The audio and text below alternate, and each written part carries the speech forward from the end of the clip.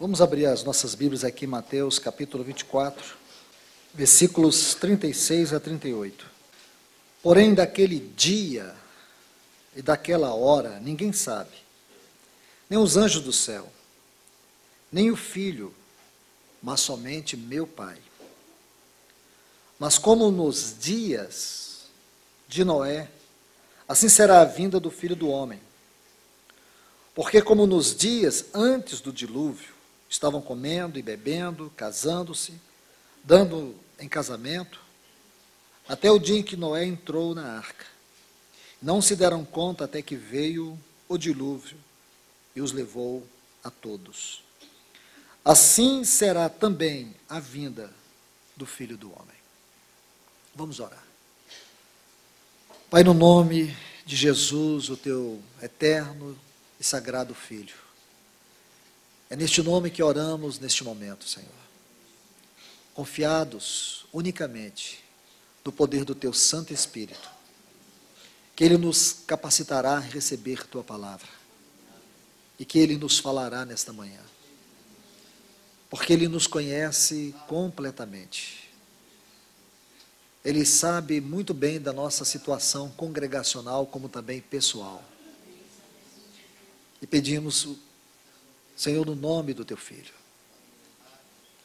que pela tua infinita misericórdia, pelo amor que tu tens a ti mesmo, venha nesta manhã a nós, venha nos inundar da tua presença e da tua voz. E que essa não seja uma experiência momentânea com a tua palavra, mas que esta palavra persevere no nosso coração, cumprindo o seu propósito. Nos ajuda, Pai. Estamos aqui tão carentes, tão necessitados. O que temos percebido nesses dias que o Senhor nos reuniu aqui é a nossa mais profunda necessidade nesses dias. Como nós precisamos discernir o nosso verdadeiro chamamento. Como nós precisamos tocar a esfera mais elevada da nossa vocação celestial. E como nós estamos perdidos em nosso próprio coração, em nossa própria vida natural. E como nós precisamos ser despertados quanto a este grande dia. Abra os nossos olhos e nos dê discernimento espiritual, Senhor. Porque nós necessitamos de um grande avivamento. Sabemos que este mesmo Espírito que no início moveu a tua igreja de maneira tão extraordinária.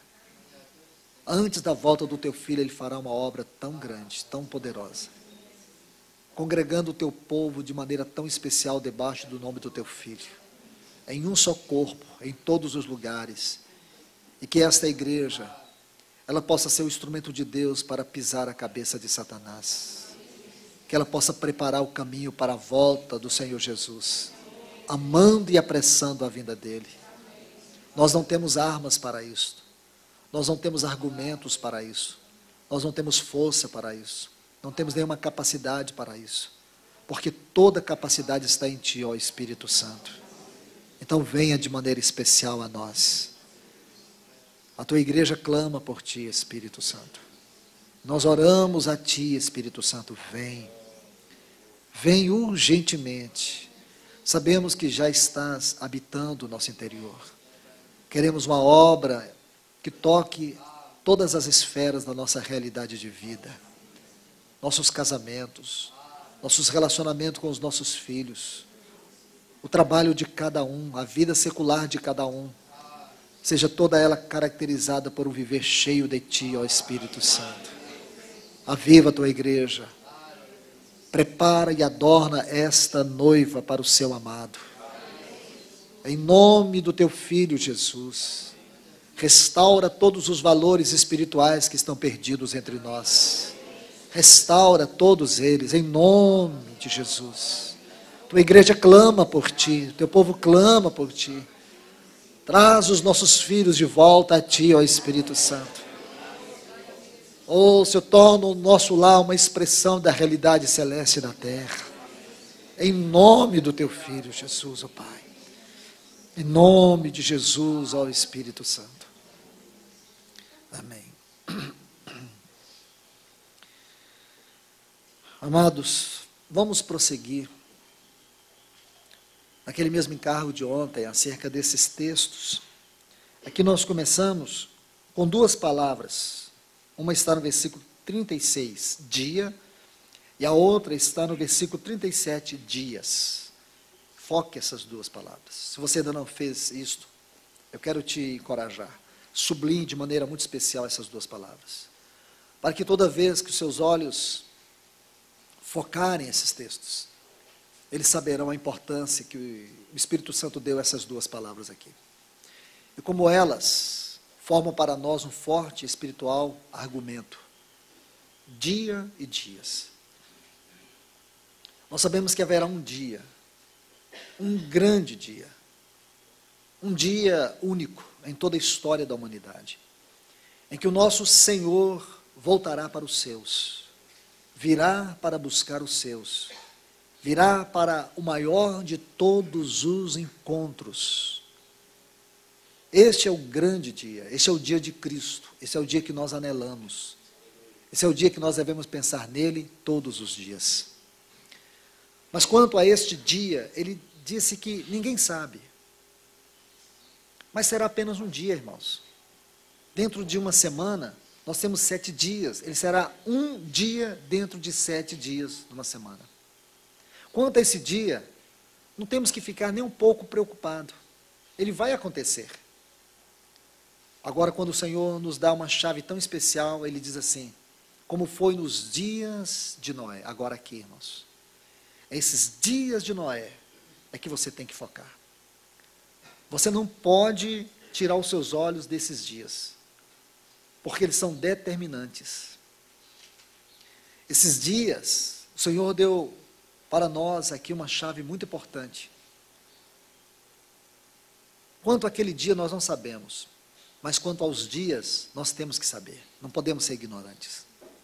Em 1 Tessalonicenses 5,4, disse que nós não estamos em trevas, para que esse dia, como ladrão, nos apanhe de surpresa.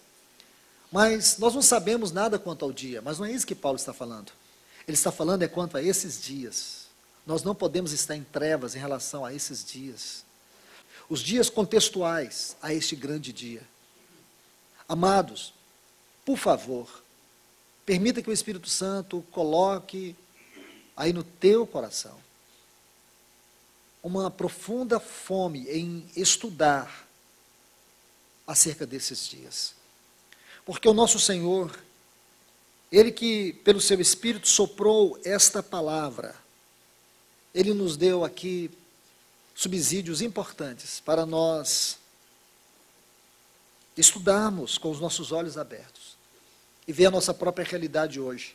O Senhor nos contou com riqueza de detalhes tudo que está relacionado com os dias que antecedem a sua volta.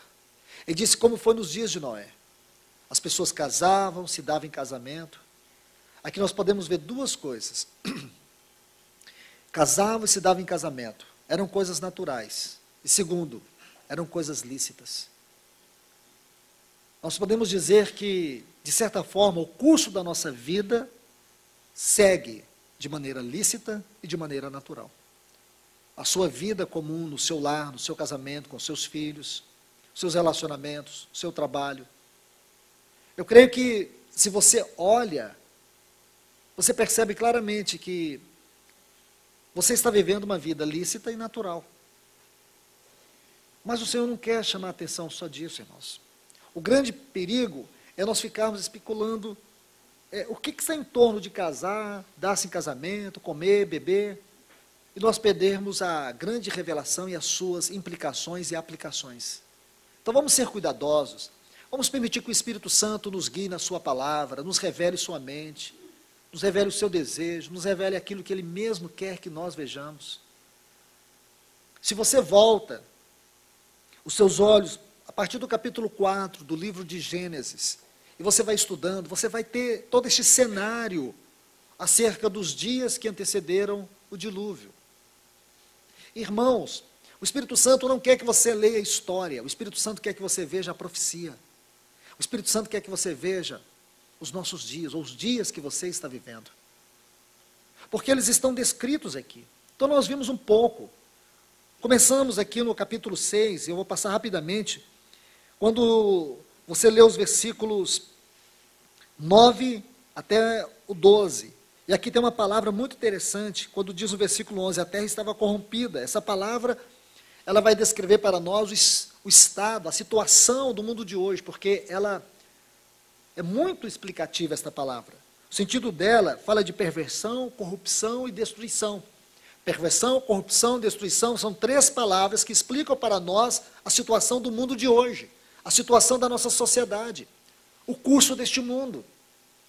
Depois, se você voltar para o capítulo 4, a partir do versículo 17, você começa a ver toda a genealogia de Caim, uma genealogia que não teve os seus dias contados. E se isto tem um sentido espiritual, nós podemos extrair aqui uma séria, uma solene lição. Porque para Deus, Caim e toda a sua geração, era uma geração como que se não tivesse vivido, era uma geração morta. Porque essa geração representa a degradação da vida pecaminosa, uma vida sem Deus. Havia uma sociedade antes do dilúvio, que ela se caracterizou pela ausência de Deus, uma sociedade que vivia como se Deus não existisse, uma sociedade que vivia para si própria, eles mesmos buscaram os seus recursos, eles não dependiam de Deus. Então, se você ler a partir do versículo 17, o que você vai ver? A nossa própria sociedade, uma sociedade sem Deus, um mundo caído, um mundo emergido em caudal de pecado, uma sociedade que se degrada dia após dia, a degradação, a imoralidade, toda forma de perversidade está se tornando uma instituição lícita neste mundo corrompido. Como você vai explicar isso, irmãos? Como você vai entender isso? Você que tem uma mente renovada, você que tem fome de santidade, como que você vai entender que promiscuidade hoje é uma coisa lícita e tem até lei que protege a promiscuidade? Será que um dia, irmãos, pensaríamos que poderíamos chegar a uma situação como esta, onde aqueles que fazem as leis vão promulgar leis que protegem a promiscuidade, que torna a promiscuidade uma coisa lícita. Aonde nós poderíamos imaginar isso? Hoje é o que nós estamos assistindo. Nós estamos vendo toda uma sociedade caminhando a passos largos para o inferno. E aqui você olha para a geração de Caim. Essa geração que vivia como se Deus não existisse. Uma geração caída, uma geração degradada, uma geração perniciosa. É uma figura do mundo hoje. Aqueles descendentes de Caim, Jubal, Jabal e Tubal-Caim. Que representação gloriosa o Espírito Santo nos dá para retratar a condição do mundo hoje, para nos mostrar o que é o mundo sem Deus. Foram eles que criaram uma sociedade sistematizada para viver uma vida alienada de Deus, uma vida distanciada de Deus. Eles procuraram todas as suas formas de provisões, prazer, segurança, sem Deus. Em meio a toda esta corrupção social, aí você vê o Espírito Santo colocar algo tão especial aqui no versículo 26, 7. 7 é aquele que nasceu porque Abel morreu. Representa espiritualmente a vida em ressurreição. E dessa vida em ressurreição nós vemos um homem chamado Enos. Aí a partir daí, uma nova geração é descrita como aqueles que começaram a invocar, a exaltar, a proclamar, a testemunhar Deus. Aí aqui você vai ver no capítulo 5, a genealogia de Sete. Uma genealogia que teve os seus anos de vida contabilizados. Isso é muito importante do ponto de vista espiritual. Porque esta é uma geração abençoada. E aqui você vai ver, nos versículos 21 a seguir, um homem chamado Enoque. A Bíblia diz que quando ele tinha 65 anos, ele gerou um filho chamado Metusalém. É muito importante isso. Que nome O Espírito Santo inspirou o coração de Enoque a dar o seu filho, porque ele carregava em si uma profecia. Se você for cuidadoso, mas se você for muito cuidadoso, alguns irmãos já têm feito isto. Então eu quero te encorajar também a fazer. Comece a estudar a vida de Matusalém, comece a fazer cálculos aqui, você vai ficar surpreso quando você chegar à conclusão que o ano que ele morreu foi o ano que começou o dilúvio. Porque o nome dele diz, quando esse menino morrer, o juízo começará. Deus colocou aqui uma história muito importante para nós, com uma grande lição. Porque você vai ler assim, no versículo 22, andou Enoque com Deus depois, olha essa palavra aí, por favor, sublinhe esta palavra, depois que gerou Metusalém. Depois que Metusalém, esse menino que era uma profecia viva, depois que ele nasceu, Enoque passou a andar com Deus, 300 anos andando com Deus, e diz assim, foram todos os dias de Enoque 365 anos, Enoque andou com Deus, e desapareceu, porque Deus para si o levou.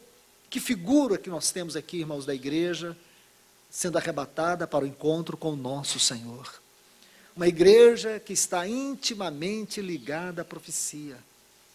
Irmãos, uma terrível obra que Satanás fez no meio do povo de Deus foi obscurecer o livro de Apocalipse. Esse livro que tem sido lido de maneira tão errada.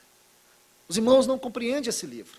Até porque para você compreender esse livro, você tem que ter todo o cuidado de ser zeloso, de esmerar-se em estudar toda a Bíblia, porque Apocalipse é a consumação de toda a palavra de Deus.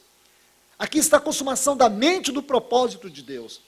Então as pessoas ficam perdidas em números, em figuras, esquece de ver que o testemunho de Cristo é a essência, é o espírito da profecia.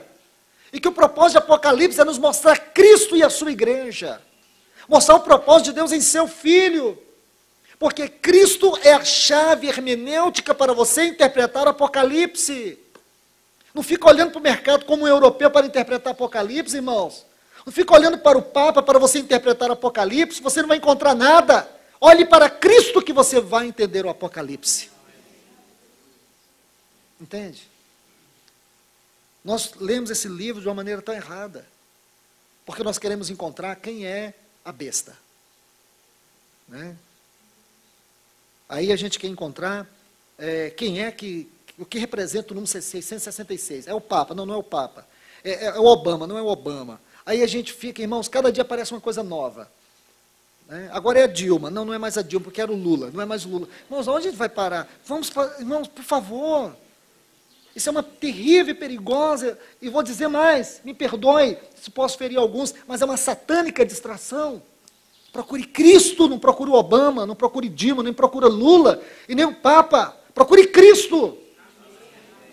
Entende? Procure Cristo, Ele é a chave para você compreender isso. Procure o propósito de Deus com a sua igreja.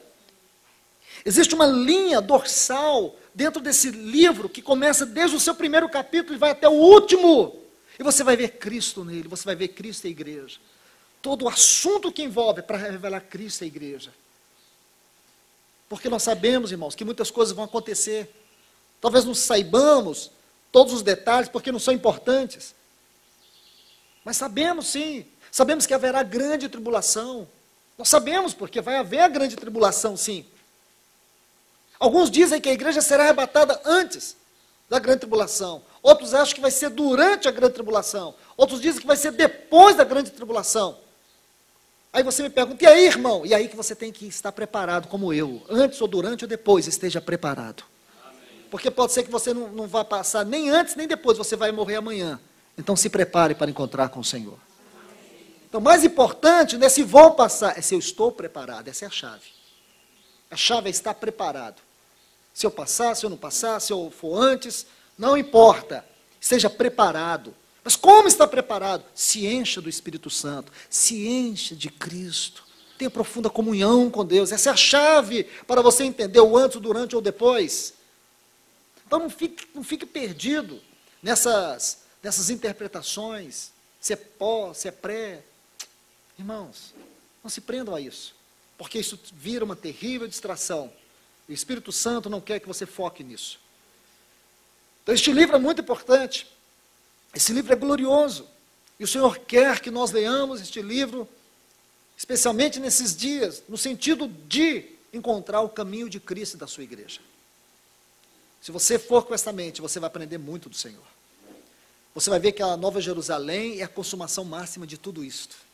Tudo que você começou a ler lá no capítulo 1 de Apocalipse, tudo que você começou a ler desde o capítulo 1, você vai ver a consumação de todas as consumações da Nova Jerusalém. Você vai ver no capítulo 21, no versículo 9, quando o Senhor diz assim: vem, mostrar-te-ei a noiva, a esposa do Cordeiro. Aí João diz que ele foi elevado em espírito a uma grande montanha. E o que ele viu? Ele viu a santa cidade, a Nova Jerusalém. Então, quem que é a santa cidade, a Nova Jerusalém? É a noiva, a esposa do Cordeiro, do versículo 9. Aí você pensa, meu Deus, se é isso, então quer dizer que todos aqueles 12 fundamentos, todas aquelas 12 portas, tudo aquilo vai nos falar de quê? Vai nos falar da extraordinária, da estupenda obra da edificação que Deus está fazendo hoje em nós. E não começou em nós não, irmãos, começou lá atrás. Você tem que começar a partir do capítulo 2, do livro de Gênesis, estudando sobre a Nova Jerusalém. Você vai encontrar tudo aí. Você vai estudar a história daqueles 12 apóstolos, e você vai ver a história deles refletida naquelas 12 pedras, dos 12 fundamentos da Nova Jerusalém. Você vai ficar assombrado, você vai ficar de boca aberta. É isso que Cristo quer nos mostrar, é isso que o Espírito quer nos ensinar. Não é ficar tentando dizer assim, agora eu sou o primeiro a fazer a grande descoberta do Apocalipse. Você não vai ser nem o primeiro nem o último, porque o que o Senhor vai falar para nós agora, Ele vem falando desde os antigos profetas. Entende? Então não queira ficar aí esmiuçando Apocalipse para ver se você descobre alguma coisa nova e você vai aparecer no jornal gospel aí como aquele que descobriu o segredo do Apocalipse. Não permita que o diabo lance essa semente no seu coração. Procure ler esse livro com a mente simples. Então, meus irmãos e irmãs, nós vimos aqui, Enoque andou com Deus. E ele gerou um filho chamado Metusalém. No nome desse filho estava uma chave profética. Quando esse menino morrer, o dilúvio começará. Ele morre no ano do dilúvio. Que coisa gloriosa, irmãos. Quando Enoque viu aquele filho, ele via aquele menino cada dia. O que ele foi vendo? Ele foi vendo a profecia do Senhor. Não tira os olhos da palavra de Deus. Não tira os olhos da realidade contextual. Teve um irmão muito conhecido, um pregador muito conhecido, chamado Billy Graham. Ele dizia assim: nós chegaremos um dia que nós vamos ter que ler o jornal com uma mão e a Bíblia com a outra. Porque as coisas vão se conferir de tal maneira que nós veremos todo o cumprimento da palavra de Deus ser colocada nas primeiras manchetes dos jornais da nossa cidade. Está vendo, irmãos? É o que está acontecendo. Agora, o mais importante que eu quero que vocês observem é como o inimigo tem procurado distrair a igreja. Como a igreja tem se comportado diante de tudo isto.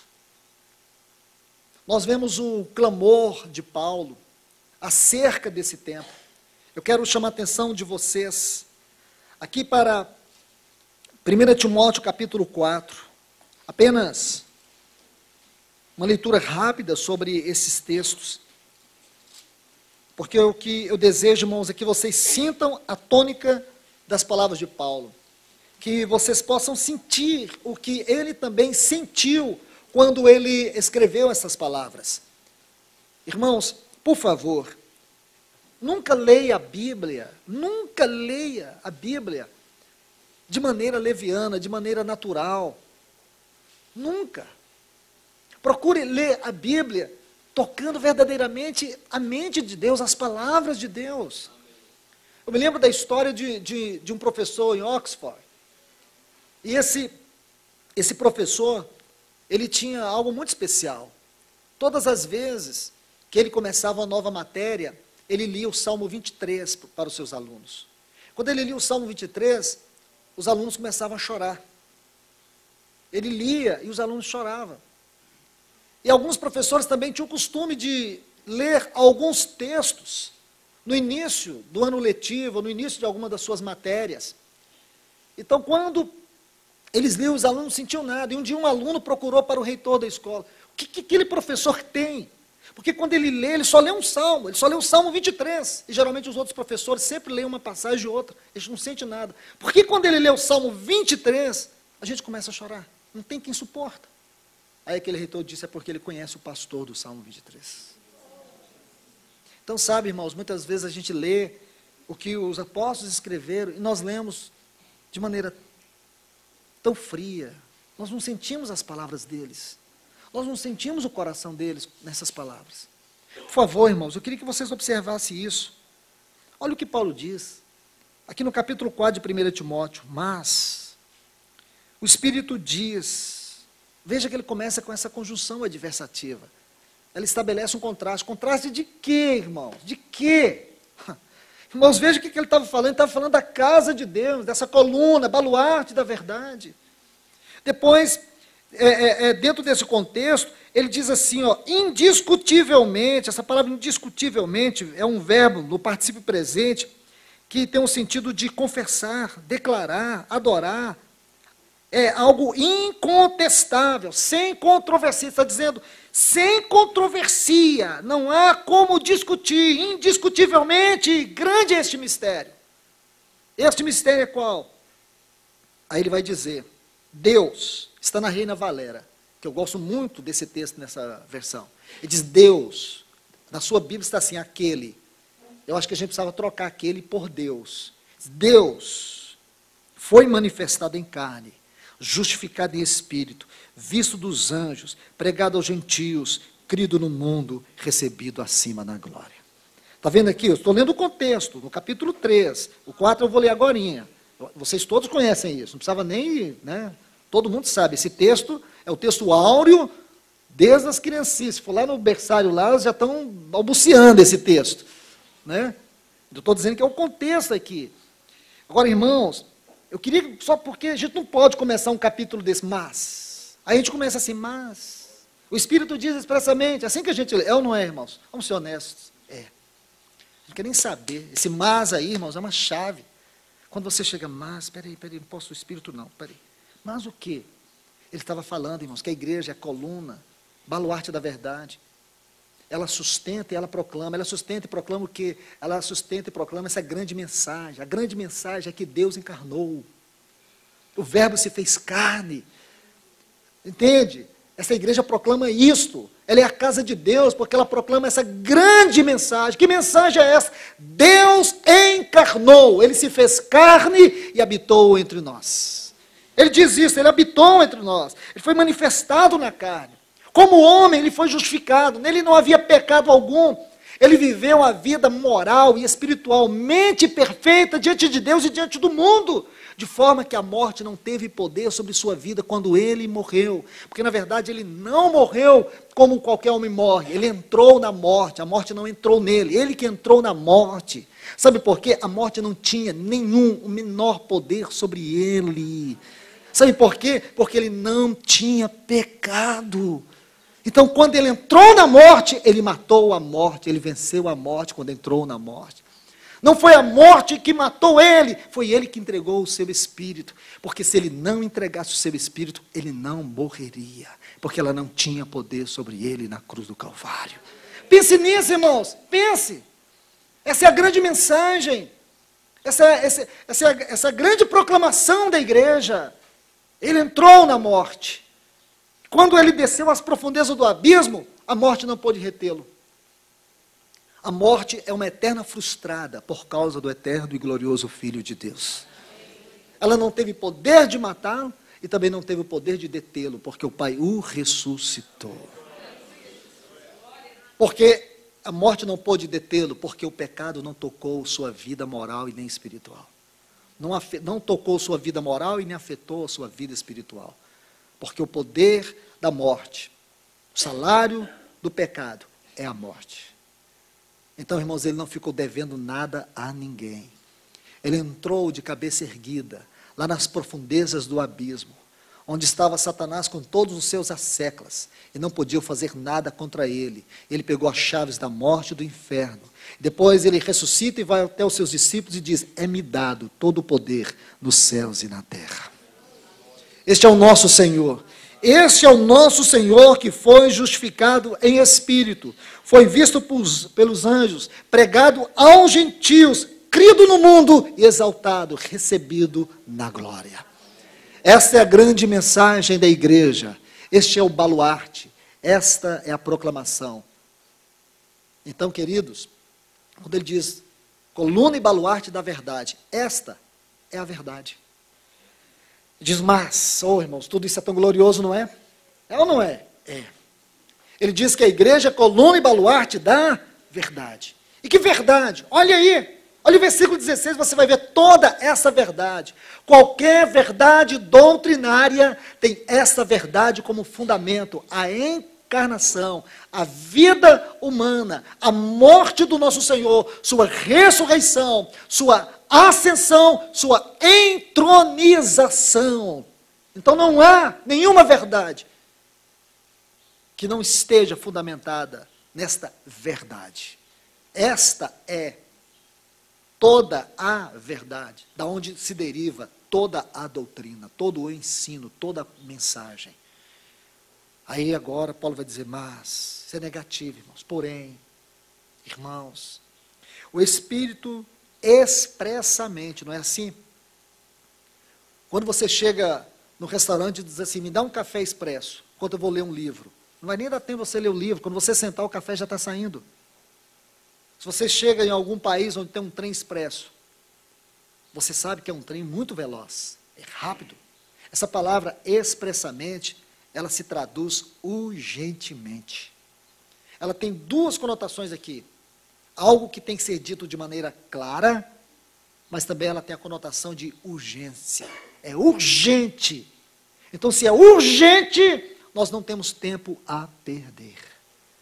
E sobre o que ele quer dizer que nós não temos tempo a perder? Ele diz, alguns apostatarão da fé.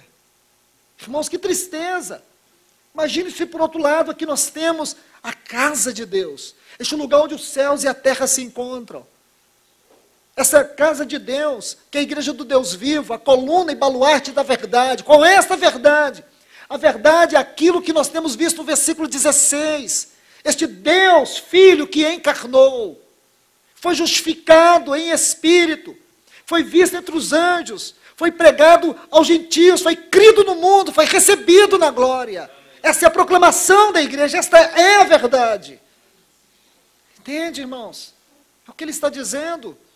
Mas, mesmo assim, irmãos, infelizmente, é urgente que vocês saibam disso, que nos últimos tempos, os estudiosos têm chegado à conclusão que a referência bíblica sempre, aos últimos dias, aos últimos tempos, não é simplesmente esses 2000 anos de história da igreja, mas é uma referência precisa àquela última fase da história do povo de Deus, chamada a última fase da obra de Deus. Esses dias que nós estamos vivendo. Quando o Espírito Santo faz uma referência dessa, é importante você notar isto. Nesses últimos tempos, alguns apostatarão da fé, por ouvirem espíritos enganadores e doutrinas de demônios. Irmãos, não é o que nós estamos vendo, esses são os dias de Noé. Agora você vê que quadro mais terrível e sinistro nós temos. Porque até então nós temos ali uma sociedade depravada, no capítulo 4, a partir do versículo 17 do livro de Gênesis. Uma geração que não teve os seus anos de vida contabilizados. Uma geração totalmente alienada, distante de Deus. Por outro lado, nós vemos uma geração que invocava o nome do Senhor. Uma geração caracterizada pelo espírito da profecia. Uma geração caracterizada por uma vida de andar, uma vida de comunhão com Deus. Estão vendo, irmãos? Mas aqui o Espírito vai colocar um ponto muito importante. Há algo também que caracterizará os dias de Noé. A apostasia entre o povo de Deus. A frieza. Essa palavra apostasia pode nos mostrar diversas formas, diversas faces. Nós podemos ver isso na palavra de Deus. Aqui Paulo vai dar uma ênfase da apostasia provocada pelo ensino de demônio, por ensinos de demônios, uma perversão da doutrina. Porém, irmãos, eu quero chamar a atenção de vocês para questões mais delicadas, questões que talvez nós não somos capazes naturalmente de perceber, situações que nós não somos capazes por nós mesmos de discernir, situações que podem nos distrair, podem nos destruir totalmente, e nós perdemos o tempo da vinda do Senhor. E por que eu estou dando essa ênfase? Você pode dizer, mas irmão, isso não está lá nos dias de Noé, ali você não vai encontrar nos capítulos 4 a 6, mas você vai encontrar na sequência dos textos de Mateus capítulo 24, ou não vai encontrar? Vai. Permita-me mostrar isso rapidamente para vocês, por favor, irmãos. Como disse, eu não queria fazer uma exposição de 1 Timóteo 4, apenas tomar esses textos como luz, como farol, para clarear mais esses assuntos aqui. Mateus 24, por favor. Então, se você ler aqui os versículos 36 até 38, aí o Senhor vai fazer algumas analogias aqui. Agora eu quero que você observe o versículo 45 de Mateus 24. Observe isto. Quem, pois, é o servo? Gostaria que você sublinhasse essa palavra servo, porque ela é uma chave aqui. É uma chave para a interpretação. Quem é, pois, o servo fiel e prudente? Olha, duas outras palavras que eu gostaria que você tomasse nota. O qual pôs seu senhor à frente de sua criadagem. Veja aqui a questão de serviço, de vocação, chamamento. Irmãos, não vou entrar em detalhes, mas eu creio que isso já é suficiente para você ser despertado da importância desse texto. Servo fiel, prudente. Essa frase é muito importante. Se você puder sublinhar toda ela, vai ser muito importante. Então você vai ver aqui a questão de chamamento, de vocação, de serviço. Aí diz, bem-aventurado aquele servo, a quem o seu Senhor, quando vier, é aquele dia, a ênfase está naquele dia, achar fazendo assim. Isso envolve os dias de Noé e o dia de Cristo. Em verdade vos digo, que confiará todos os seus bens. Lindo até aqui. Olha a palavrinha mais uma vez, irmão. Mas. Está vendo, irmão, mais uma vez? Mas. Se aquele servo, o mesmo que o Senhor lhe confiou os seus bens, aquele servo foi chamado para ser fiel e prudente, mas, se aquele servo mau, o servo fiel e prudente, ele pode se tornar um servo mau. Está vendo, irmãos? Aqui no versículo 48, disser em seu coração, olha a questão da apostasia, irmãos. Apostasia é uma condição do coração. Meu Senhor, o dia do Senhor, o dia de Cristo tarda em vir. Quem somos nós para julgar assim, irmãos? Imagine, irmãos. Por que esse servo chegou à conclusão, meu Senhor tarda em vir? Ele deixou que o seu coração o governasse. Ele deixou de ser fiel e prudente para se tornar um servo mau, um servo perverso. Como é possível um cristão fiel e prudente de repente mudar sua condição diante do Senhor e perverter-se no seu serviço ao Senhor? É possível? Claro que é. A Bíblia está dizendo. E todo esse cenário é o cenário dos últimos dias. Porque, irmãos, você pensa, escute, aquela figura que Paulo diz, nos últimos dias, o Espírito diz, é urgente, é urgente. Alguns apostatarão da fé por darem crédito, ouvido a ensinos de demônios.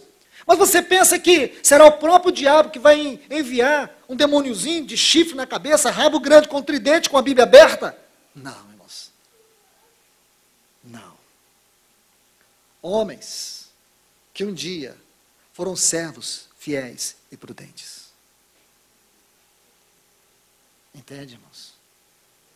Porque existe uma palavra ali, enganarão a muitos. Entende? Pessoas que um dia foram fiéis e prudentes, mas se tornaram servos maus.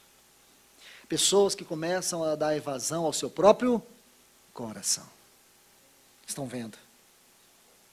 Aí diz assim, e começaram a espancar seus conservos, a comer e beber com os bêbados. Espere aí, olha que característica é deste coração mau. Porque essas pessoas, seus ensinos demoníacos, vão ferir as pessoas, vão machucá-las. Eles vão deixar para trás um rastro de morte em suas vidas, de destruição, de corrupção. As pessoas estarão sendo devastadas. Percebe, irmãos? Desvirá o Senhor daquele servo num dia, olha o dia aqui de novo, num dia em que este não espera, porque o dia e a hora ninguém sabe, e a hora que não sabe, e o disciplinará muito duramente, e destinará a sua parte aos hipócritas, e haverá ali choro e ranger de dentes. Agora, por favor, capítulo 25. Aí começa novamente, o Senhor não para. Irmãos, isso é tão sério, mas tão sério que o Senhor poderia se satisfazer com isso aqui. O capítulo 25 de Mateus poderia ser outro assunto, mas o Senhor não para. Ele introduz um outro ponto dentro deste mesmo assunto. O assunto das 10 virgens não é um assunto isolado, é um assunto que está intimamente ligado aos versículos 45 a 51 de Mateus 24. Ele quer lançar luz, ele quer chamar a nossa atenção. Ele diz, então o reino do céu será semelhante a 10 virgens. Quais são as duas características dessas virgens? Prudente e insensatas. A mesma situação. Quem é o servo prudente? O servo prudente é como as 5 virgens prudentes. E esse servo que se tornou mau, se torna como aquelas virgens nécias. Qual é a grande característica aqui, irmãos? A grande característica aqui tem a ver com a obra do Espírito Santo, que é vista por aquelas vasilhas cheias do azeite. E aquelas nécias, elas tinham uma característica muito peculiar a elas mesmas, pela insensatez. A Bíblia diz lá no Salmo que insensato é aquele que no seu coração diz que Deus não existe. Mas espera aí, como assim? Diz no seu coração que Deus não existe. É aquele que vive como se Deus não existisse. E este é o grande sinal, é a grande característica da apostasia. Está vendo? Ateísmo inconsciente é a grande característica dos apóstatas. A pessoa começa a agir como se Deus não existisse. Que terrível, irmãos. Então você vai ver aqui essa questão das lâmpadas, essa questão das virgens. O Senhor vai mostrar que aquelas virgens prudentes, elas tinham azeite nas suas lamparinas. Mas as nécias, o azeite estava acabando, a lâmpada estava se apagando, e elas não se importavam. Elas queriam encher suas lamparinas à custa dos outros, elas não queriam viver a experiência própria, não queriam pagar o preço. Estão vendo, irmãos? Isso é muito claro. É o desprezo. A Bíblia diz, não entristeçais o Espírito. Não apagueis o Espírito. Não pisoteie o Espírito.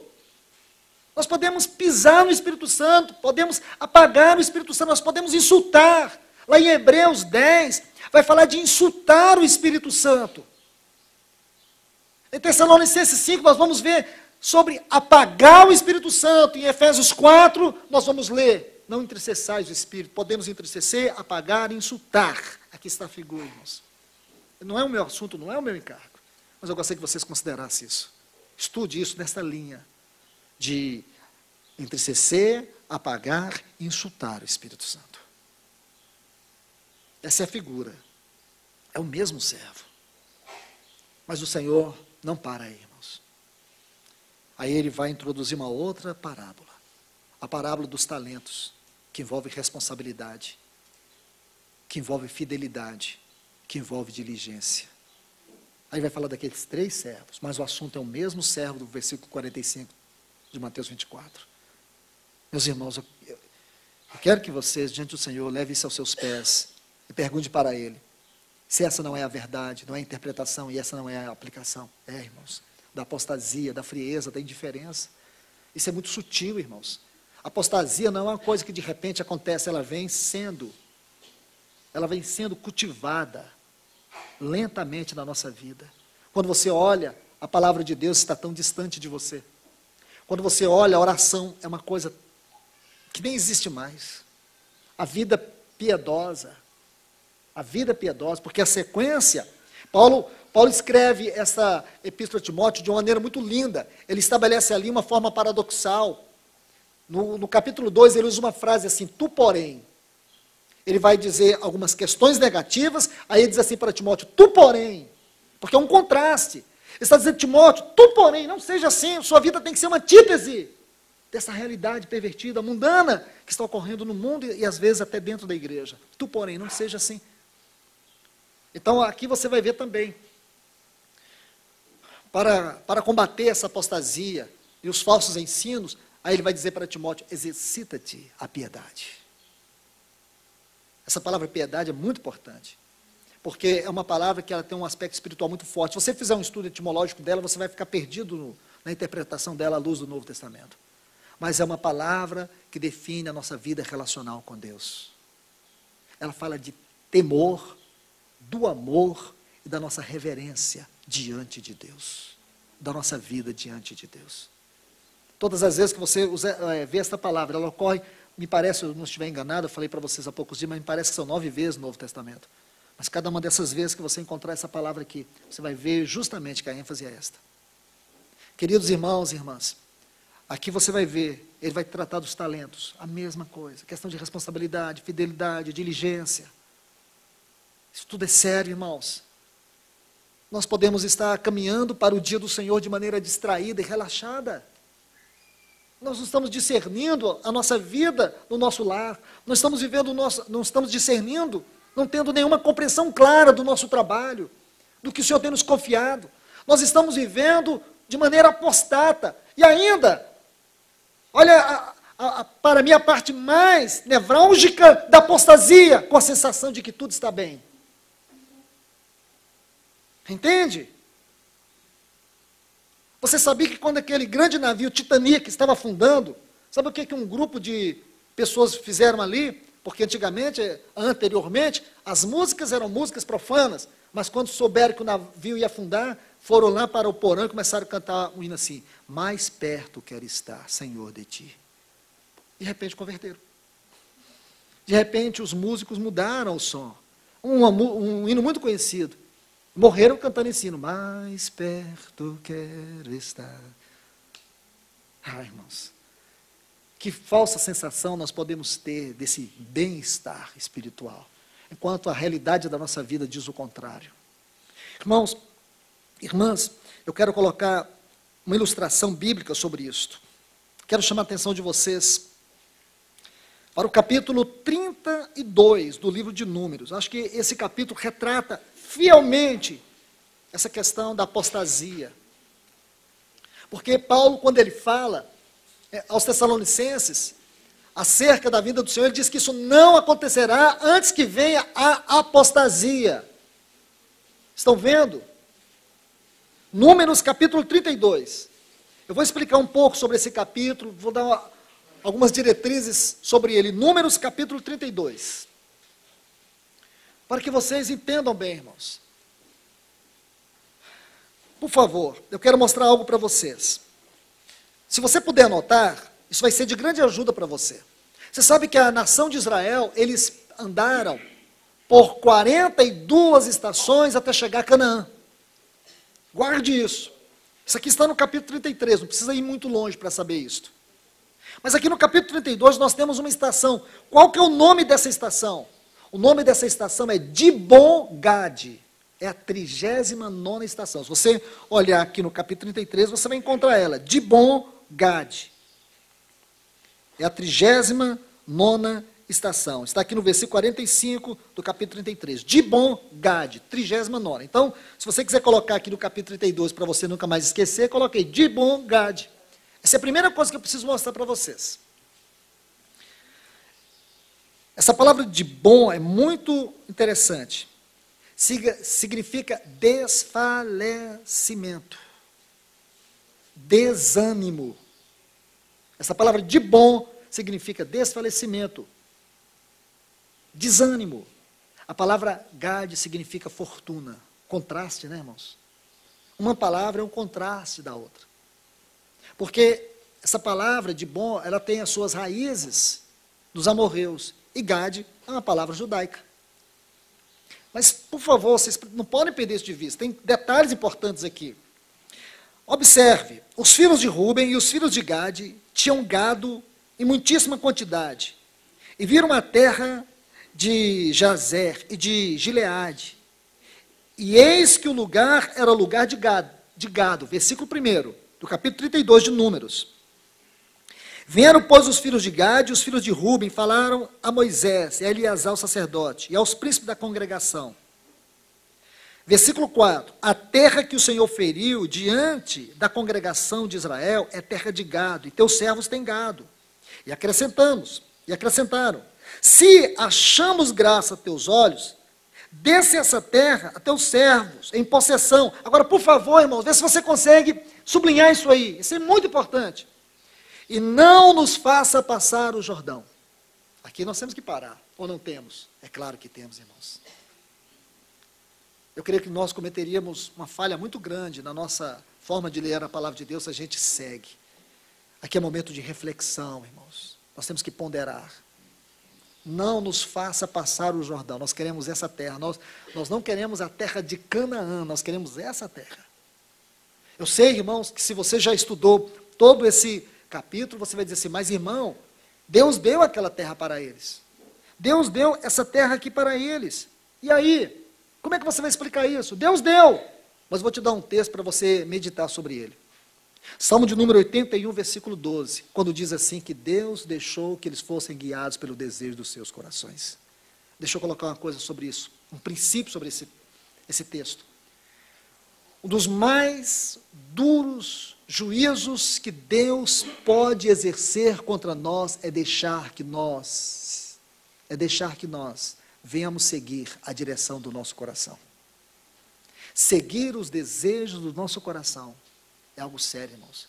E quando Deus permite que nós venhamos andar de acordo com os nossos caminhos, é o mais duro juízo que Ele pode exercer contra nós. Irmãos, eu queria que vocês gravassem isto. Porque aí você vai entender. Você vai entender por que Deus permitiu que Balaão seguisse aquele seu mau caminho. Porque se você ler a história de Balaão, você vai dizer, mas o Senhor deixou ele ir, o Senhor permitiu ele ir. O Senhor falou com ele, vai. E aí? Mas não veja isso, irmãos, de maneira natural. Deus não é homem de duas palavras. Quando Deus deixa o homem seguir o caminho do seu coração, Deus está tratando ele de uma maneira muito dura. Porque quando você vai estudar a história dessas tribos, você vai ver que essas tribos foram as primeiras a caírem no laço da idolatria e deixarem o Senhor. Estão vendo? Então a história não é tão bonitinha como você pode imaginar aqui, não. Precisa de discernimento espiritual para você conhecer o que está por detrás disso. Não nos faça passar o Jordão. O que é o Jordão, irmãos? O Jordão não nos fala da morte? Não é isso, irmãos? Não nos fala da morte? Você sabe que isso tem um significado espiritual muito grande. Quantas vezes você lê na Bíblia que Deus é chamado Deus dos Hebreus? O que significa Hebreus? Não adianta voltar lá em Abraão, aí você volta antes de Abraão, aí você vai pegar os descendentes de Éber, porque alguns dicionários explicam assim os hebreus. Os hebreus são os descendentes de Éber. Mas Éber teve 2 filhos, Joquitã e Peleg. Se os hebreus são os descendentes de Éber, então você tem que entender que os descendentes de Joquitã e os descendentes de Peleg também são hebreus. Que confusão, irmãos. Vai dar uma confusão que nem você vai saber depois desatar esses nós. Então pare com isso. Você vai pegar um princípio espiritual para entender por que Deus é chamado Deus dos Hebreus. A palavra hebreu significa aqueles que saíram das águas. E você vai ver esse princípio na história do povo de Deus. Abraão foi aquele que foi tirado da Mesopotâmia. E para que ele fosse para a terra onde Deus o chamou, ele teve que passar pelo grande rio. Ele saiu daquela terra de ídolos e teve que atravessar o grande Eufrates para poder chegar à terra onde Deus o estava chamando. Então Abraão foi o primeiro dos hebreus, porque ele foi o primeiro a atravessar o rio. A nação de Israel, quando saiu do Egito, Deus fez com que essa nação passasse pelo Mar Vermelho. Não foi isso, irmãos? Olha o princípio. Olha o princípio aqui.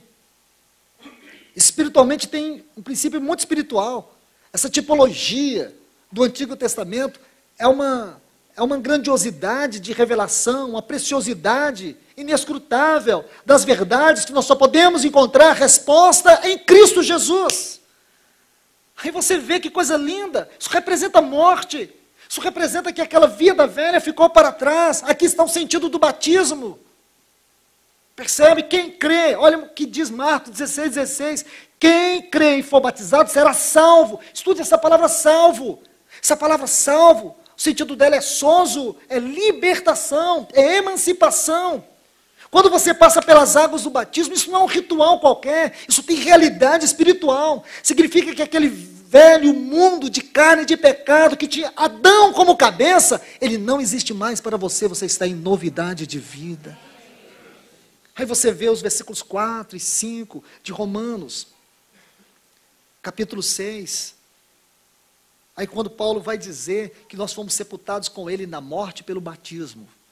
Aí o versículo 5 diz assim, fomos unidos com ele na semelhança da sua morte. Que coisa linda, irmãos. Porque quando você compreende toda a grandeza, toda a profundidade, todas as maravilhas profundas da realidade espiritual, da morte de Cristo, você vai saber que tudo isso se aplica a você. Tudo que Cristo venceu se torna um direito nosso. Tudo que Ele conquistou se torna um direito nosso. E nós somos unidos com Ele na semelhança da sua morte. Graças a Deus, irmãos. Glórias a Deus por isso. Então agora você entende o que significa Hebreus? Percebe isto? Não é uma coisa tão simples assim. Agora, o que significa o Jordão? Eles não queriam passar pela morte. Eles não queriam passar pela realidade da cruz. Como que nós podemos viver a vida cristã sem passar pela realidade da cruz? Então eles disseram para Moisés, não nos faça sair deste lugar. É aqui que nós queremos, é aqui que nós queremos que os nossos gados fiquem, que nossos filhos fiquem, nós queremos ter nossas casas aqui. Nós não queremos Canaã. O que nos fala Canaã? Da plenitude da vida em Cristo. Agora deixa eu colocar um outro detalhe. Para mim colocar esse detalhe, eu preciso voltar com vocês aqui no capítulo 21 de Números. Versículos 11 a 13. Depois partiram de Obote. Obote é a 37ª estação. Se acamparam em Ige-Abarim, 38ª, no deserto que está defronte de Moabe, ao nascente do sol. Dali partiram e acamparam no vale de Zered. Esse vale de Zered é lá em Dibongade. Está vendo? Sabe o que significa esse Zered aqui, essa palavra Zered? Abundância. Eu queria que vocês somassem esta palavra aqui ao significado de Dibon e Gade, Dibongade, abundância. E dali partiram e acamparam na outra margem de Arnon, que está no deserto que se estende no território dos amorreus, porque Arnon, agora observe, é o limite de Moabe, entre Moabe e os amorreus. Deixa eu explicar isso aqui para vocês, irmãos. Colocando mais esse detalhe sobre Zered, que ficava em Dibongade. Mas, irmãos, eles chegaram a um território de fronteira. Deixa eu explicar isso para vocês. Quando eles chegaram em Dibongade, eles chegaram na fronteira entre o terreno dos amorreus e Canaã. Então eles estavam ali naquele terreno dos amorreus, os moabitas, os filisteus. Era uma região de fronteira. Irmãos, região de fronteira é uma região que requer muito cuidado. Espiritualmente falando, nós estamos vivendo essa região de fronteira, no sentido espiritual da palavra. Nós estamos entre a volta do nosso Senhor e os dias de Noé. Nós estamos entre os dias de Noé e o dia de Cristo, nós estamos na fronteira. Eu não acredito, irmãos, eu posso estar muito enganado, mas me perdoe pelo que eu vou dizer. Mas eu tenho que dizer isso, porque é uma convicção pessoal. Mas eu não creio que haverá uma outra geração depois da nossa. E baseado nessa convicção pessoal, irmãos, eu me asseguro em dizer para vocês que nós estamos vivendo esta região de fronteira entre os dias de Noé e o dia de Cristo. E agora você vê que uma região de fronteira, uma situação de fronteira, para eles era uma região de fronteira, mas para nós é uma situação de fronteira. Vamos colocar assim. É uma região que requer muito cuidado. Porque, irmãos, volte para o capítulo 32. Eu quero mostrar ainda mais alguns textos para prosseguir dizendo algo. O versículo 16 diz, então se achegaram-se a ele e disseram, edificaremos aqui currais para o nosso gado e cidade para os nossos filhos. Porém, não nos armaremos, porém nós, me perdoe, nos armaremos e apressando-nos diante dos filhos de Israel, até que o levemos a seu lugar, e ficarão nossas crianças nas cidades fortes por causa dos moradores da terra. Está vendo aí versículo 17? Versículo 19. Pois não herdaremos com eles do outro lado do Jordão, nem mais adiante, porquanto já temos nossa herança deste lado do Jordão, aqui do Oriente. Irmãos, queria que vocês percebessem o peso espiritual destas palavras. Se você não perceber, você vai estar lendo só história, você não vai estar lendo a palavra de Deus. Você não vai extrair nada disso para a sua aplicação pessoal. E a severidade de tudo isto. Por favor, irmãos, observe o que o Senhor está dizendo a nós. Olha o que o Senhor está dizendo, de bom gado, é uma terra de desfalecimento, embora seja de fortuna. Embora seja um momento de grande prosperidade, mas ainda é um lugar de desfalecimento, esse não é o nosso lugar. Está vendo, irmãos? Esse mundo não é um lugar confiável para você depositar suas riquezas. Porque quando você estuda biblicamente a palavra prosperidade, riqueza, a sua situação, a sua realidade plena de cumprimento na nossa vida não diz respeito a este mundo, e sim ao vindouro. Estão entendendo? Ou porque então Jesus, ele se contradisse. Quando ele diz, não ajunteis tesouro na terra. Aí nós estamos orando para Deus nos prosperar. Então nós estamos orando para quem, em nome de quem? Estamos brincando com o nome dele? Ele diz, aonde está o teu tesouro? Aí está o teu coração. Então ajuntei esse tesouro lá. Seria um contrassenso as palavras do Senhor. Estão vendo, irmãos? Você tem que ver isso como responsabilidade. Se você tem algo que, talvez você não tenha nada, não tem nada, mas tem responsabilidade sobre esse nada. Pelo menos seja responsável. Mas se você diz, não, o Senhor tem me confiado muitas coisas, você diz que o Senhor te confiou mesmo? Para que Ele confiou? Para você só? Ou você tem discernimento do que isso representa diante de Deus? Se você não tem, você está como este povo aqui, você está edificando algo fora da plenitude de Cristo. Você está edificando algo onde Cristo não vai ser glorificado. Você não está na caminhada ordenada do povo de Deus. Você está na contramão do povo de Deus. Você está perdido no seu próprio coração. E isto é um caminho fácil para tornar você uma presa indefesa para a apostasia. E veja, irmãos, eles queriam ajudar o povo de Deus. Nós vamos ajudar, nós vamos cooperar. Eles queriam cooperar. Irmãos, Deus não quer, não é essa cooperação. Deus não quer, não é que você seja participante de reuniões. Deus não quer que você invista. Deus quer muito mais do que isso, Ele quer o teu coração, a tua vida. O que adianta, irmãos, você achar que você está se dando tanto ao Senhor, mas você não tem visão do Senhor, você não tem a visão celestial. O que adianta você dizer amar o Senhor, mas o seu coração, as suas entranhas estão enfiadas nessa terra. Você não quer pagar o preço, você não quer deixar que a cruz trabalhe em você. Você não quer herdar Cristo. Sabe o que você quer herdar? Aquilo que é de Cristo. Você quer as bênçãos dele. E o pior, olha, é o pior uso que alguém pode fazer das bênçãos de Cristo, é colocar suas raízes, ou as bênçãos de Cristo, nessa terra. Porque as bênçãos espirituais, ou seja, elas materiais, têm grande enfoque à eternidade vindoura. E não este mundo. Este mundo jaz no maligno. Esse mundo é governado por principados, potestades, dominadores e hostes espirituais da maldade. É aí que você quer colocar o seu coração? É aí que você quer colocar o seu tesouro? É dura essa palavra, né, irmão? Mas ela apanha todos nós. Todos nós. Na medida que cada um vive, esta palavra atinge cada um de nós. Esses são os dias de Noé, irmãos. Dias de terríveis distrações. Dias fronteiriços. Nós estamos numa fronteira espiritual. Estamos prestes a entrar na plenitude de Cristo. Mas muitos não querem ir.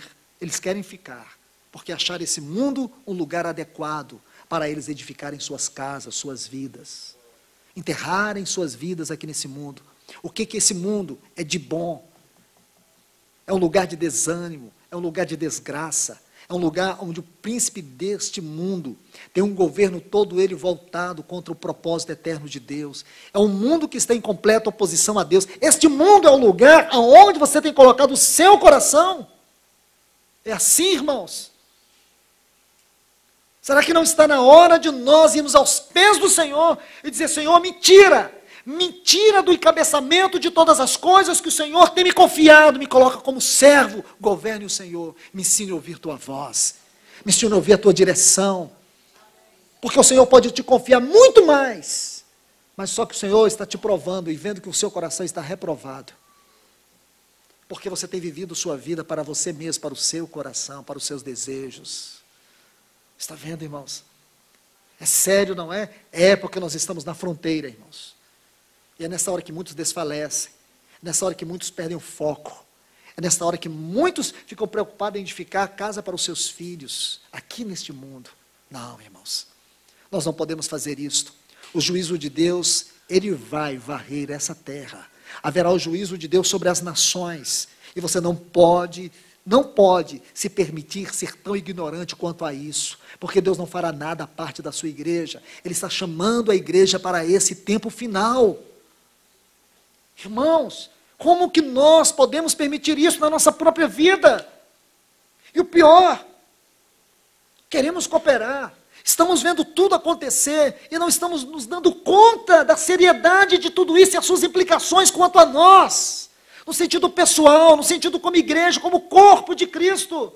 Ouça o Espírito de Deus nesse tempo. Irmãos, parece que nada nos toca. Nada nos toca. Como não, irmãos? Eu me lembro de um episódio que foi realizado pelo jornal Washington Post, nos Estados Unidos, num lugar, num saguão muito grande, do Elefant Plaza. Então, esse jornal fez um trabalho muito interessante. Um jovem de boné parou ali, colocou uma vasilhazinha, jogou umas moedas lá para enganar o povo, pegou o seu violino e começou a tocar. Tocou, então ele ficou ali tocando aquela música. Pouco mais de meia hora, passaram 1.097 pessoas naquele lugar. Umas 30 pessoas pararam, jogaram ali umas moedinhas. No final, ele tinha ali uns quase $30. Mas sabe quem é aquele rapaz? Era Joshua Bell, um dos maiores violonistas da nossa geração. O violino que ele estava tocando era um ex-Gibson, feito em 1732 por Antônio Stradivari, um dos violinos mais cobiçados do mundo. A música que ele tocou era Chaconne, partitura 2, tocada em Ré menor. Os críticos dizem que esta é a mais linda canção que existe para ser tocada no violino.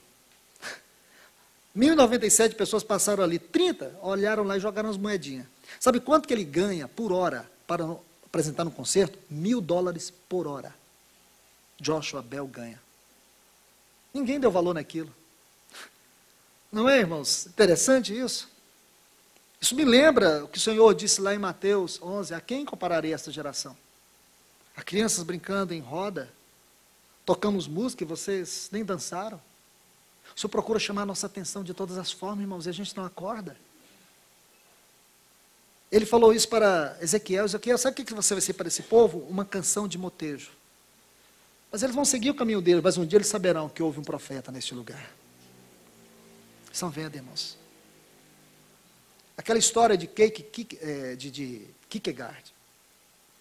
do palhaço. Lembra? Já contei isso para vocês. Então, um circo numa aldeiazinha lá, numa cidadezinha da Europa. As casas eram tudo de madeira. E aí começou a pegar fogo no circo. E o circo era muito próximo das casas. E o dono do circo chamou o palhaço, falou para o palhaço, sai na rua, grita para o povo que vai pegar fogo nas casas deles. E o povo tudo dormindo, e o palhaço começou a gritar. E o povo vendo o palhaço gritando fogo, fogo, o povo começou a rir. E o fogo se estendeu, acabou com aquela aldeia. Ou com aquelas casas. Está vendo, irmãos? Nós precisamos atentar, irmãos. Não, nada contra vocês me ouvir ou ouvir outro irmão. Mas no mínimo, leia esses textos e vá aos pés do Espírito Santo e diga a Ele, fale ao meu coração. Fale, se eu não sou parte desse povo que estou edificando o meu mundo para mim mesmo. Eu perdi o foco da plenitude de Cristo. Nós estamos vivendo uma região de fronteira. Olhe bem, aqui tem um vale chamado Vale de Zered, de abundância. Irmãos, nós estamos aí, assim, boquiabertos com a nossa conta bancária, com a nossa vida, tanta coisa, tanta abundância, tudo dando certo, tudo perfeito, tudo maravilhoso. Irmãos, isso pode ser o mais triste juízo que Deus está exercendo sobre o seu coração. Ele está provando o seu coração, e você não está percebendo isto. É sério, irmãos. A trombeta vai tocar. E você sabe o que significa essa trombeta vai tocar? Ela vai tocar 7 vezes. 7 vezes. Mas ela vai tocar pela última vez. Quando ela tocar pela última vez, algo vai acontecer, irmãos. Não espere. Não espere ver isso de maneira tão natural, porque o Senhor nos deixou tudo aqui tão claro, sobre cada uma dessas trombetas, o que vai acontecer. E quando é que nós vamos acordar? Como aquelas virgens nécias, quando nós nos dermos conta, a porta se fechou, o nosso Senhor já tomou os seus santos. Irmãos, deixa eu ler alguns textos, para fechar esta palavra por hoje. Primeiro, eu li com vocês há poucos dias, mas eu quero reler novamente. 1 Coríntios capítulo 15, versículo 51 a seguir diz assim. Quero que vocês prestem atenção nisto. Vou apenas citar um texto, vocês anotem aí. Mateus 24, 31 diz, e ele enviará seus anjos com grande som de trombeta. Eu queria que você entendesse aqui, irmãos, porque a forma como nós lemos a palavra, muitas vezes perde o sentido do texto. Essa palavra anjo aqui, se você fizer um estudo dela, você vai descobrir algumas coisas interessantes. Primeiro, que é um termo genérico. Se você pegar uma chave linguística, séria mesmo, não essas coisas que são escritas só para vender, só para satisfazer consumidores do mercado religioso. Mas se você olhar essa palavra, tem um sentido genérico. É a palavra anjos. É a mesma palavra que é usada para João Batista quando chama ele de mensageiro. O meu mensageiro. Então vamos ler essa palavra de maneira correta aqui no texto. Diz assim, ele enviará os seus mensageiros. Porque quando fala anjo, o que você pensa? Então vai vir uns anjos tocar a trombeta. Então vai ficar fácil. Quando eu escutar a trombeta, eu arrumo a minha bagagem, vazo. Não. Ele vai enviar os seus mensageiros. Escute isso, muda isso aí, que agora você vai ler esse texto com mais temor. Mateus 24, 31. Os quais reunirão os seus escolhidos. Aqui o sentido de reunir é convocar. Convocar para grande reunião. O sentido aqui é de chamamento, de convocação. Está vendo?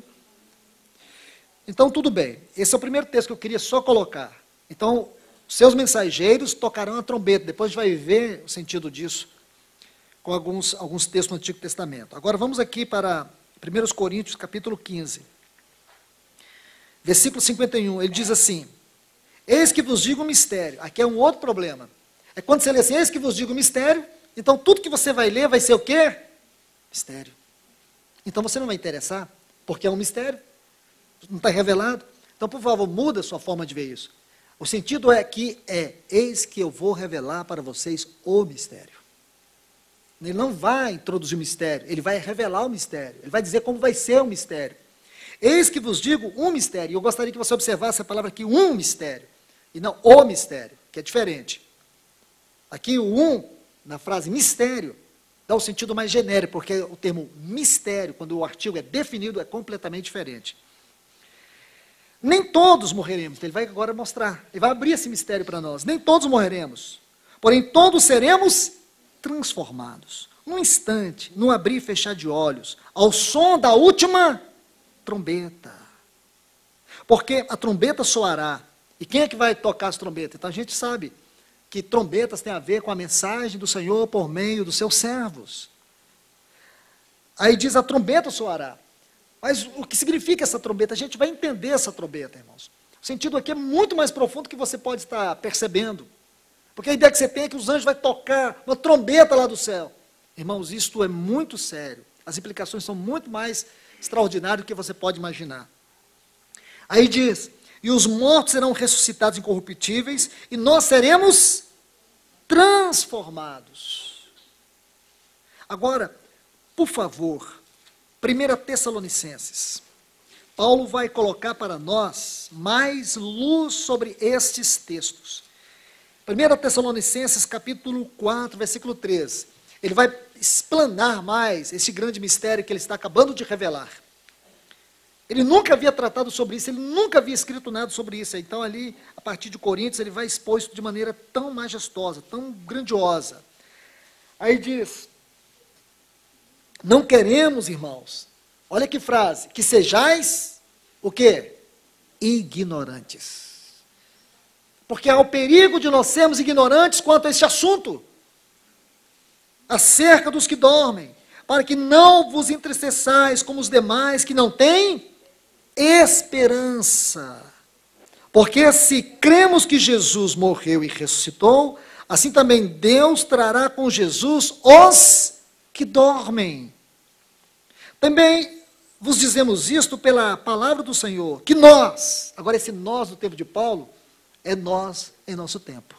Então, quando você lê aqui, que nós, aí você vai dizer assim, eu.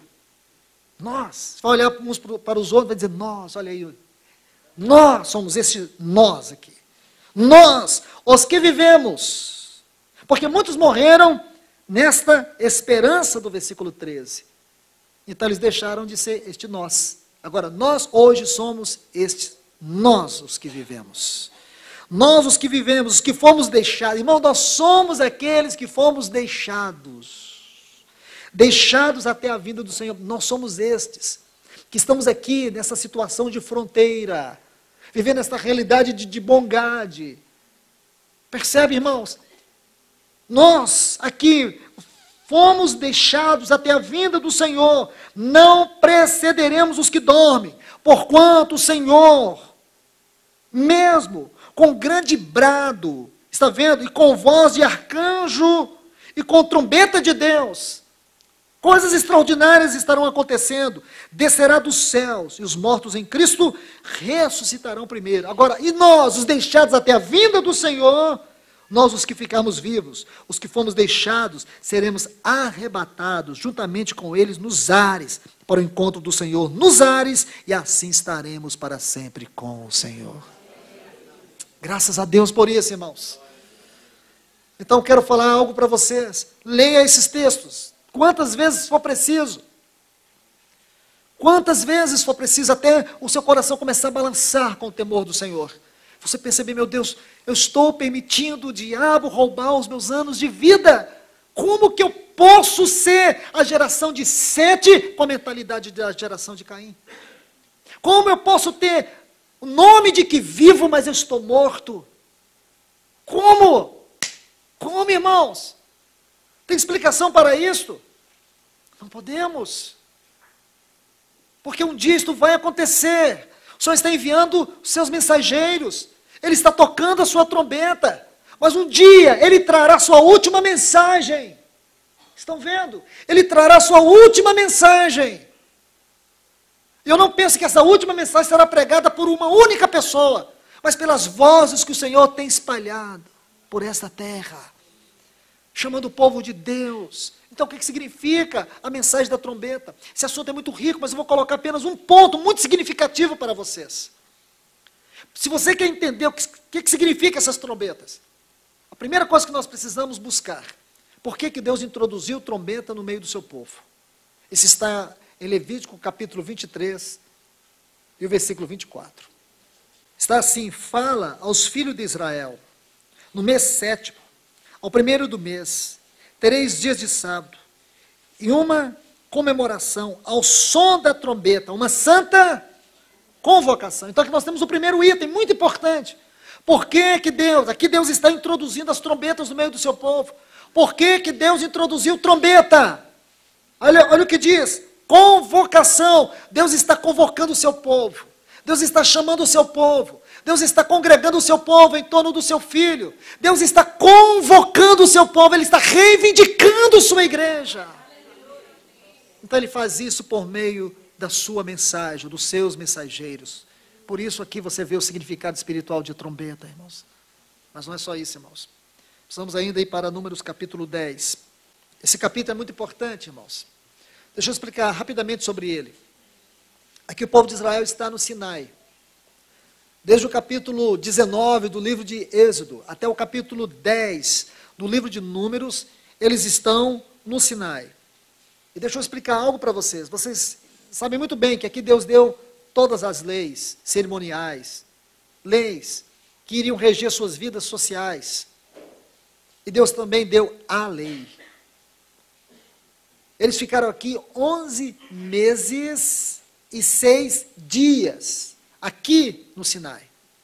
Agora chegou o momento de partir. Então, no momento de partir, Deus vai estabelecer o quê? A ordem das marchas. Ou, por que não dizer, a ordem da marcha, porque era só uma marcha. Eles tinham que ter uma só marcha, por onde quer que fossem. E essas partidas de cada estação deveria ser ao som das trombetas. Então, aqui no versículo 2 do capítulo 10 diz: faze 2 trombetas de prata, que tem a ver com a pessoa e obra do Filho de Deus, batida pelo trabalho da cruz. A pessoa e obra do Filho de Deus de acordo com o trabalho da cruz, com a obra da cruz, as quais te servirão para convocares a congregação e para fazeres com que se ponham em marcha dos arraiais. Isso aqui já nos basta, irmãos. Então agora nós vamos ver uma outra característica que tinha as trombetas. Não apenas de chamar o povo, reivindicar o povo, congregar o povo em torno do Senhor, mas também para conduzir o povo, ou para chamar o povo para partir. Aqui você vê porque Deus deu as trombetas. Porque chegou a hora do povo partir. E quando a trombeta tocar, é porque está na hora de partir. Irmãos, deixa eu colocar um texto aqui para vocês, muito significativo, em 1 Coríntios, capítulo 14, versículo 8. Esse texto está sendo colocado num contexto que não tem nada a ver com o que eu estou dizendo aqui. 1 Coríntios 14, 8, diz assim: mas ele serve de grande luz para nós. Se a trombeta der sonido incerto, quem se preparará para a batalha?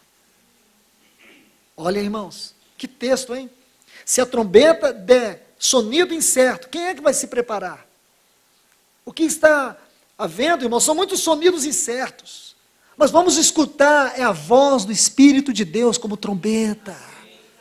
Senão, irmãos, nós nunca vamos nos reunir, nós nunca vamos entender que está na hora de partir. Porque que muitos cristãos estão vivendo uma vida completamente desassociada da mente do propósito de Deus, por causa dos sons incertos, dos sonidos incertos das trombetas que ouvem. Meu irmão, se Deus está falando com você, coloque isso como fundamento no teu coração. Não abra mão da voz do Senhor. Glorifique a Deus, por mais dolorida que seja a voz do Senhor, por mais constrangedora que seja o falar do Senhor, caia aos pés dele com temor e diga: Senhor, fala, porque eu ouço, eu quero te ouvir. Sem tua voz eu vou perecer nessa terra. Eu vou viver como esses, de Rubem, de Gade, vou armar aqui minhas tendas, e eu não vou enfrentar a morte, não vou negar a mim mesmo, não permitirei o trabalho da tua cruz, e jamais poderemos alcançar a plenitude de Cristo se a cruz não trabalhar profundamente no nosso ser. Entende, irmãos? Isso é muito sério, nós estamos vivendo esse momento delicado da nossa história. Esse mundo não é um jardim de infância, é um grande e terrível campo de batalha. Por isso que a ordem do Senhor é que nós sejamos cheios do Espírito todos os dias, enchei-vos do Espírito, necessitamos dEle. Porque sem Ele, irmão, nós estaremos completamente perdidos nesse mundo. Não saberemos lidar com nada, caminharemos a ermo. Será uma tragédia a nossa história,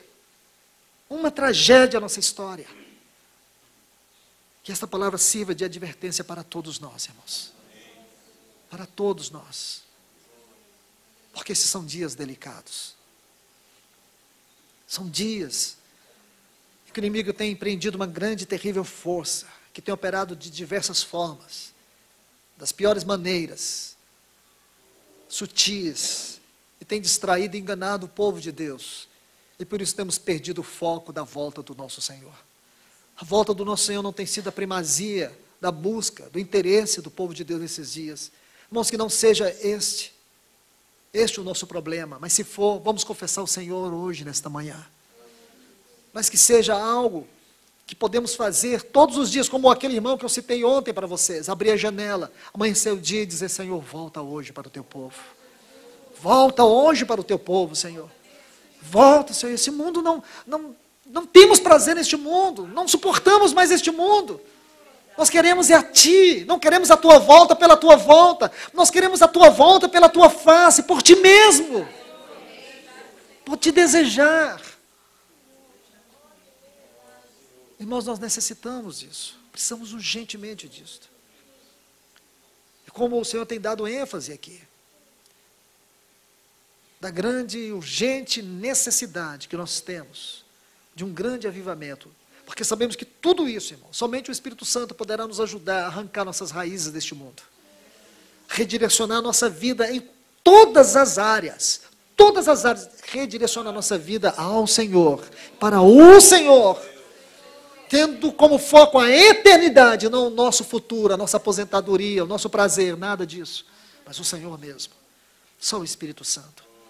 E nós precisamos dele como igreja, nós precisamos dele como pessoa, não nessa esfera de habitação que nós temos vivido, mas numa esfera muito maior, como foi no livro de Atos, como nós podemos contemplar sua ação, sua gloriosa ação na história da igreja, nos primeiros séculos.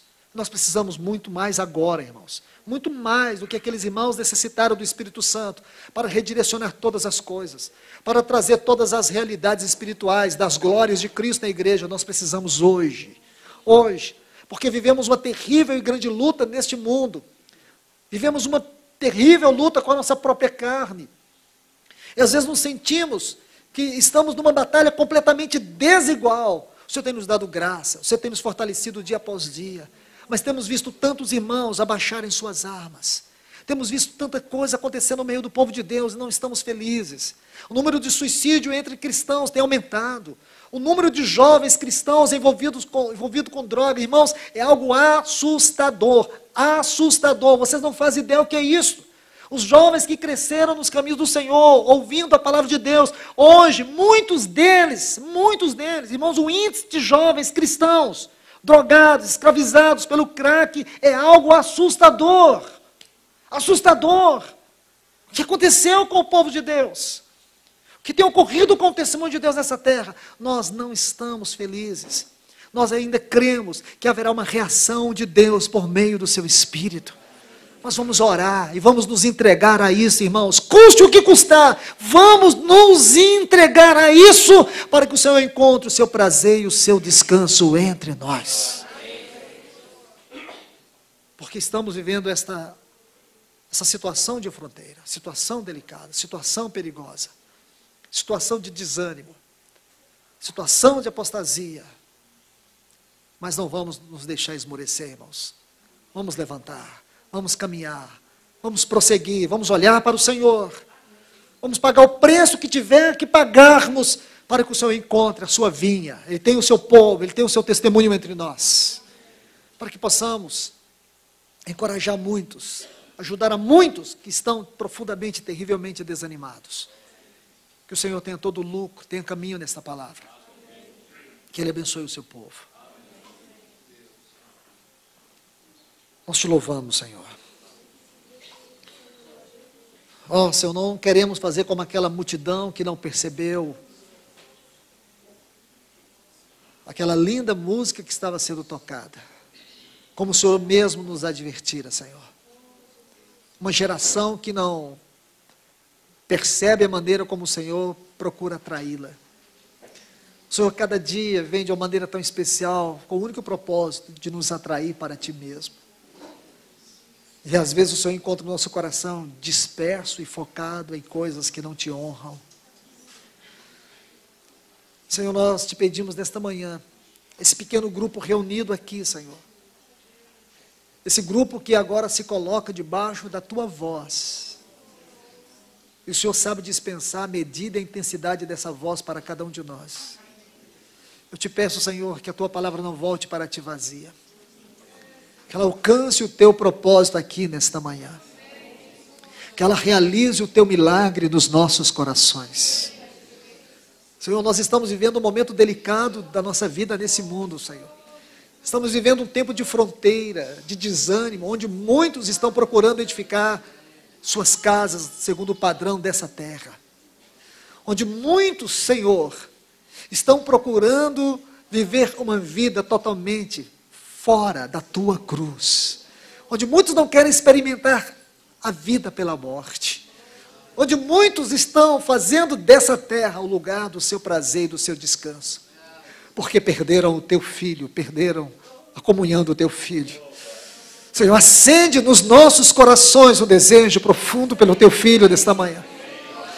Senhor, nós necessitamos de experimentar arrependimento e convicção dos nossos pecados nesta manhã. Senhor, se nós cremos num grande mover do teu Espírito para esses dias, para esse tempo de fronteira, Senhor, se nós queremos isto, haja um verdadeiro arrependimento nos nossos corações. Leva-nos, Senhor, convença-nos dos nossos pecados, Senhor. Convença-nos das profundidades, das raízes da nossa própria vida neste mundo, Senhor. Como temos enraizado nossa vida neste mundo e nós não queremos passar o Jordão, Senhor. Não queremos passar o Jordão, não queremos a plenitude de Cristo. Nós queremos essa terra de Gileade, essa terra, Senhor, que para nós é a terra da abundância, é a terra da fortuna, da fartura. Não, Senhor, essa é a terra que o seu príncipe jaz no maligno. O seu príncipe está completamente comprometido em ser uma oposição a ti. Essa terra que está enterrada no maligno. Essa não é a nossa terra. Este não é o lugar do nosso descanso. A nossa terra é uma terra celestial. Senhor, volta a condição do nosso coração. É um coração de peregrino, Senhor. Necessitamos deste coração de peregrino, Senhor.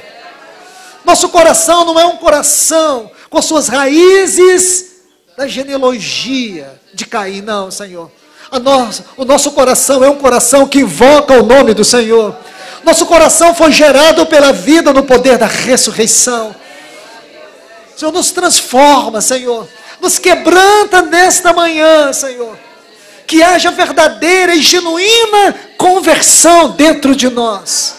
Nos liberta dessa apostasia, dessa inércia, desse marasmo, dessa frieza, dessa indiferença. Que o teu Espírito Santo reine nas nossas vidas.